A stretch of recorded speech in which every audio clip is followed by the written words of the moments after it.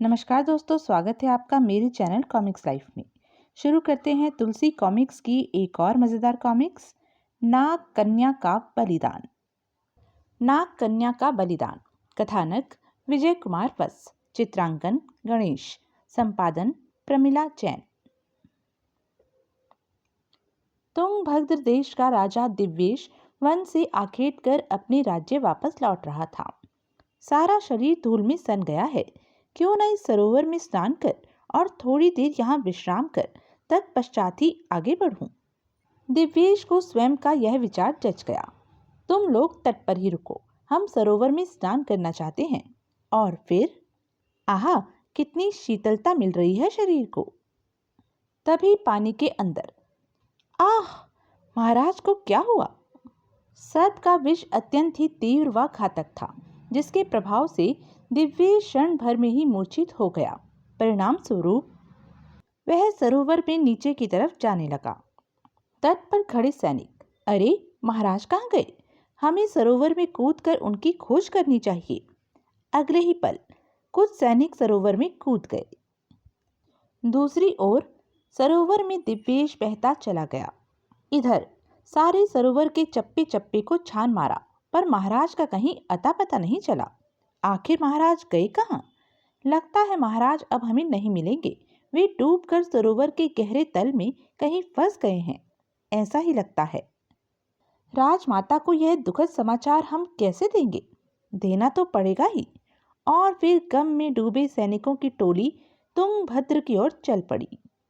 इधर पानी की लहरों में डूबता उतरता दिव्येश नागलोक जा पहुंचा। ओह, इतना बांका सजीला नौजवान कौन है ये? यह तो किसी सर्प का डसा हुआ है। अगर मैंने शीघ्र ही इसके शरीर के अंदर से विष बाहर नहीं खींचा तो यह मर जाएगा। और फिर नाग कन्या ने दिव्येश का सारा विष खींच लिया। जल्दी ही दिव्येश को होश आ गया। आह, ओह, इसे होश आ रहा है। जल्दी ही दिव्येश ने आंखें खोल दी। मैं कौन हूँ? मैं कहाँ हूँ? यह तो अपनी स्मृति भूला हुआ है। लगता है इसे स्मृति विनाशक सर्प ने डसा था, जिसके फलस्वरूप यह अपनी स्मृति भूल बैठा है। आप कौन हैं देवी? क्या आप मुझे मेरे विषय में कुछ बता सकती हैं? यह युवक अपनी पूर्व स्मृति को त्याग बैठा है। इसकी इस बात का फायदा उठा क्यों ना मैं इससे विवाह कर लूं। यह सर्वथा मेरा पति बनने के योग्य है। यह सोच उसने दिव्येश से कहा, इस समय तुम नागलोक में हो। मैं नागलोक की राजकुमारी नीलांबरी हूँ। तुम्हारा नाम नीलेश है और तुम मेरे होने वाले पति हो। अच्छा, लेकिन मुझे तो कुछ याद नहीं आ रहा है। मैंने जो तुम्हें बताया है वह अक्षरशः सत्य है। आओ, तुम्हें अपने पिता नागराज विशांक के पास ले चलूं। नागराज विशांक के पास पहुंचने पर, नीलांबरी, तुम्हारे साथ यह मानव कौन है? पिताजी महाराज, आइए मैं आपको इसके विषय में बताती हूँ। अलग ले जाकर नीलांबरी ने नागराज को दिव्येश के बारे में बताया। तो तुम इस मानव के साथ विवाह करना चाहती हो? हाँ पिताजी महाराज। बेटी, तुम जानती हो कि हम तुम्हें बेहद प्यार करते हैं। आज तक हमने तुम्हारी हर इच्छा पूरी की है, इसलिए तुम्हारी इस इच्छा को भी पूरी करेंगे। और फिर उसी समय नीलांबरी और नीलेश का विवाह नागरीति के अनुसार हो गया। दूसरी ओर पृथ्वी पर तुंगभद्र राज्य में तो क्या दिव्येश सरोवर में डूब गया? हाँ राजमाता, हमें आपको यह बुरा समाचार देते अपार दुख हो रहा है। आपको ऐसा दुखद समाचार बताने से पहले हमारी जीवा कटकर गिर क्यों नहीं गई? ओह! दुख के अपार सागर में डूबी राजमाता ने उसी समय राजपुरोहित को बुलाया। राजपुरोहित जी, यह तो आपको पता चल ही गया होगा कि राजा दिव्येश की सरोवर में डूबकर मृत्यु हो चुकी है। हाँ राजमाता, तुंगभद्र देश के लिए यह बहुत ही दुखद त्रासदी है। राजपुरोहित जी, राजा दिव्येश का शव तो नहीं मिल पाया है, जो शव का विधिवत अंतिम संस्कार करवाया जाता, पर आप मृत्यु पश्चात की बाकी तमाम क्रियाएं विधि अनुसार कीजिए, ताकि दिव्येश की भटकती आत्मा को शांति मिले। जो आज्ञा राजमाता। ऐसा ही किया गया। तत्पश्चात राजमाता कल्याणी अपनी देवरानी कमला के पास पहुंची। कमला, क्योंकि मेरे और कोई दूसरा पुत्र नहीं है, इसलिए अब तुंगभद्र के राज सिंहासन पर तुम्हारा बेटा प्रभात बैठेगा। दीदी, आपकी इस आज्ञा का पालन होगा। कैसा सुअवसर आया है, मेरे बेटे को अचानक ही तुंगभद्र का राजपाट मिल रहा है। प्रभात ने ही दिव्येश की आत्मा की शांति के लिए गंगा में पिंडदान किया। तत्पश्चात उसे तुंगभद्र देश का राजा बना दिया गया। देशवासियों, आज से राजमाता का पद मैं कमला को देती हूँ। आहा, राज्य का सर्वोच्च व गौरवपूर्ण पद आज मुझे मिला है। पृथ्वी पर इतनी घटनाएं घट चुकी थी, तो दूसरी ओर नागलोक में नीलेश बना दिव्येश नीलांबरी के साथ सुखपूर्वक रह रहा था। नीलांबरी, तुम अद्वितीय सुंदरी हो। धत, आप तो व्यर्थ ही मेरी प्रशंसा करने लगे। दूसरी ओर अचानक हाथ आई राज सत्ता के मद में प्रभात भटक गया। वह हर समय राग रंग में डूबा रहने लगा। दरबार जाना धीरे धीरे उसने छोड़ ही दिया। जब कभी मंत्रीगण उसे समझाने उसके पास आते, महाराज, आपको दरबार में आए पूरा 1 माह हो गया है। दरबारी आपकी सूरत देखने को तरस गए हैं। ऐसा कब तक चलेगा महाराज? जब तक चल रहा है चलाओ, और अब यहाँ से दफा हो जाओ। अपमानित से सब लोग अपना सा मुंह लेकर चले आते। प्रभात के रूप में कैसा अयोग्य राजा मिला है तुंगभद्र राज्य को। प्रजा कब तक चुप बैठी रह सकती है? शराबी राजा प्रजा की भलाई पर तनिक भी ध्यान नहीं दे रहा है। एक न एक दिन प्रजा विद्रोह पर उतारू हो ही जाएगी। इधर नागलोक में नीलांबरी, इस नागलोक के अलावा क्या और भी लोक हैं? हाँ नाथ, इस लोक के अलावा पृथ्वी लोक है, पाताल लोक है, देवलोक है, स्वर्ग लोक है। इसके अलावा भी कई लोक हैं। अच्छा, यह बताओ कि नागलोक के सबसे नजदीक कौन सा लोक पड़ता है? पृथ्वी लोक नागलोक से सबसे नजदीक है। नीलांबरी, क्या हम पृथ्वी लोक पर जाकर भ्रमण कर सकते हैं? क्यों नहीं, तब मुझे वहां लेकर चलो नीलांबरी। मेरे मन में पृथ्वी लोक को देखने की उत्सुकता जाग उठी है। ठीक है, हम पिताजी महाराज से पृथ्वी लोक पर जाने की स्वीकृति लिए लेते हैं। चलो। दोनों नागराज विशांक के पास पहुंचे और उन्हें अपनी इच्छा बताई। तुम दोनों पृथ्वी लोक जाना चाहते हो? हाँ पिताजी महाराज। नीलांबरी, तुम अपने पति के साथ पृथ्वी लोक तो जा सकती हो, पर इस बात को भी जाने से पहले जान लो तो ठीक रहेगा। यदि 5 दिन नीलेश पृथ्वी लोक पर रह गया तो उसकी खोई हुई स्मृति वापस लौट आएगी। उस अवस्था में वह तुम्हें भूल जाएगा। ओह ऐसा? तब तो मैं भूल कर भी पृथ्वी लोक पर नीलेश को नहीं ले जाऊंगी। तुम नीलेश से इस बात का वायदा कर चुकी हो, इसलिए नीलेश को लेकर तुम्हें पृथ्वी लोक तो जाना ही होगा। पर वहां जाकर एक बात का ध्यान रखना, चौथा दिन समाप्त होते ही और 5वां दिन प्रारंभ होते ही तुम नीलेश के साथ नागलोक वापस लौट आना। ठीक है पिताजी महाराज, मैं ऐसा ही करूंगी। तब दिव्येश का हाथ थाम नीलांबरी पृथ्वी लोक की ओर चल पड़ी। जब दोनों पृथ्वी लोक पर आए, आहा, पृथ्वी लोक का दृश्य तो बड़ा ही मनोरम है नीलांबरी। हाँ नाथ। दोनों भ्रमण करते हुए दूर तक निकल आए। भूख लगने पर उन्होंने कंदमूल खाए। रात्रि उन्होंने एक पेड़ के नीचे बिताई। नीलांबरी, वह क्या है? वह चंद्रमा है नाथ। अपने प्रकाश से यह अंधेरी रात को उजियारा बना देता है। इस प्रकार पूरे 4 दिन उन्होंने पृथ्वी पर गुजारे। 5वें दिन प्रातः, नाथ, अब हमें नागलोक लौट जाना चाहिए। वहां पिताजी महाराज हमारी राह देख रहे होंगे। तुम ठीक कह रही हो नीलांबरी। दोनों उसी समय सरोवर की ओर चल दिए। तट पर पहुंचने पर, नीलांबरी, पृथ्वी लोक से नागलोक जाने से पहले हमें अपने साथ पृथ्वी लोक की कोई निशानी तो ले जानी चाहिए। नाथ, मुझे पृथ्वी पर खिलने वाले चमेली के फूल बहुत प्रिय हैं। चमेली के फूलों की सुगंध मुझे मदहोश कर देती है। आप पृथ्वी की कोई निशानी साथ लेकर चलना ही चाहते हैं तो कृपया मुझे चमेली के फूल लाकर दे दीजिए। मैं उन फूलों का गजरा बनाकर अपनी वेणी में लगाऊंगी। ठीक है, तुम यहाँ तट पर बैठो, मैं शीघ्र ही चमेली के फूल लेकर तुम्हारे पास वापस लौटता हूँ। स्वामी, जा तो रहे हो, पर वापस लौटने में देरी न करना। ठीक है। दिव्येश उसी समय चमेली के फूलों की खोज में निकल पड़ा। कुछ दूर जाने पर दिव्येश को एक आदमी मिला। भाई, यहाँ वन में चमेली के फूल कहाँ मिलेंगे? चमेली के फूल यहाँ कहाँ? वह तो यहाँ से बहुत दूर कांत वन में कण्व ऋषि के आश्रम में ही मिल सकते हैं। कण्व ऋषि के आश्रम में? हाँ, पर वह यहाँ से बहुत दूर है। अब चलने पर कल प्रातः ही तुम कण्व ऋषि के आश्रम में पहुँच पाओगे। ओह, इतनी दूर है आश्रम? हाँ भाई, नीलांबरी ने जल्दी लौटने को कहा है, तो क्या वापस लौट चलूं? नहीं, यह ठीक नहीं होगा। नीलांबरी ने पहली बार मेरे सामने अपनी कोई इच्छा प्रकट की है। उसकी पहली इच्छा को मुझे हर हालत में पूरा करना चाहिए। मुझे चमेली के फूलों की तलाश में कण्व ऋषि के आश्रम में जाना ही चाहिए, चाहे वह यहाँ से कितनी ही दूर क्यों ना हो। बस मन में यह ठान दिव्येश कण्व ऋषि के आश्रम की ओर चल दिया।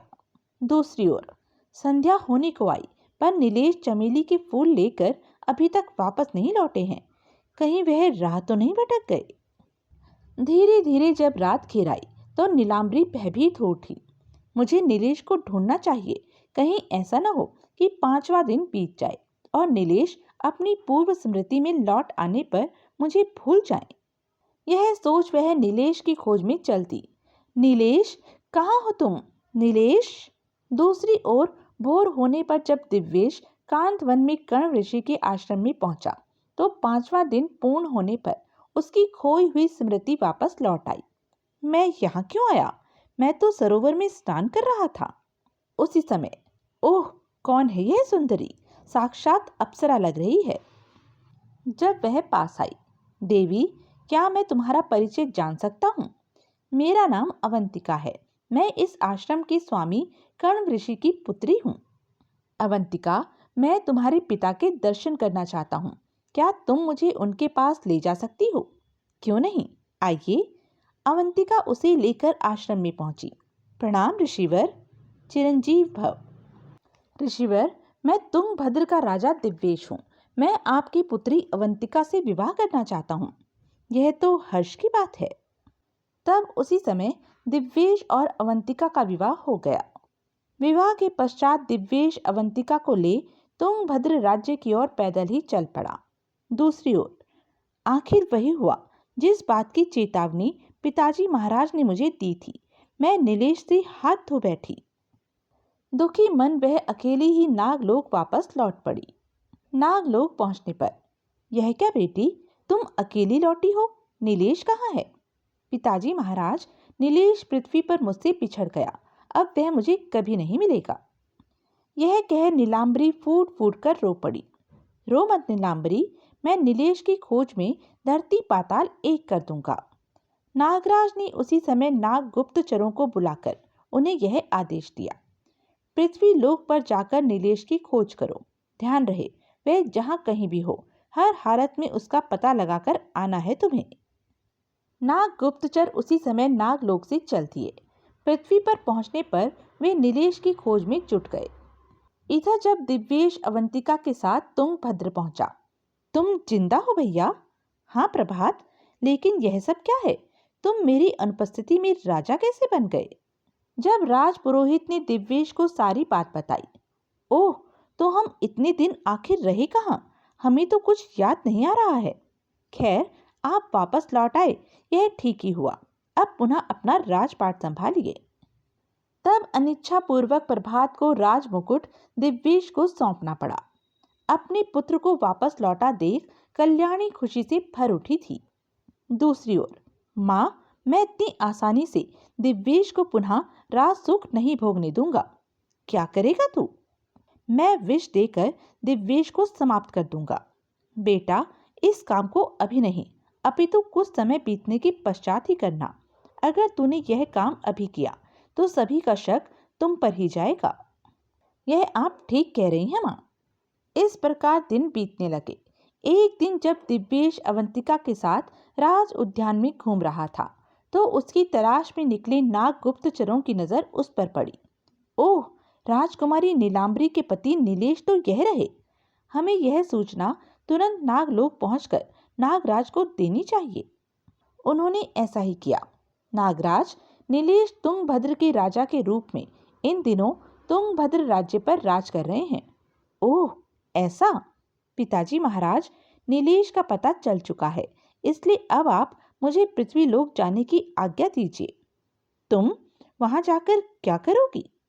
मैं अपने पति को वहां से वापस लाऊंगी पिताजी महाराज। ठीक है, तब हम तुम्हें रोकेंगे नहीं।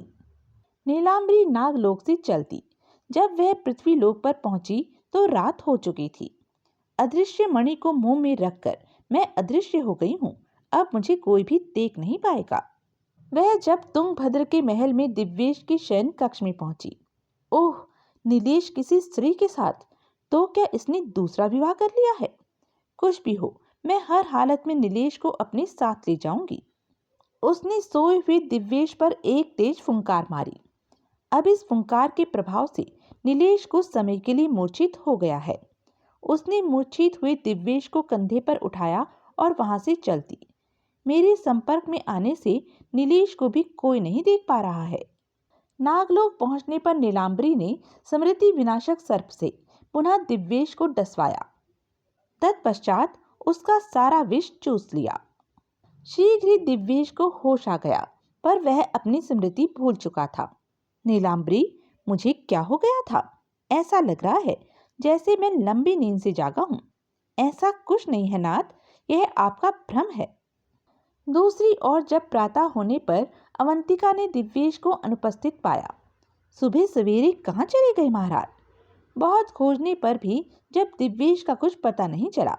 ओह, एक बार फिर दिव्येश गायब हो गया है। बार बार कहाँ बिना बताए चला जाता है दिव्येश। दिव्येश के लापता होने का समाचार सुन कर्ण ऋषि तुंगभद्र आए।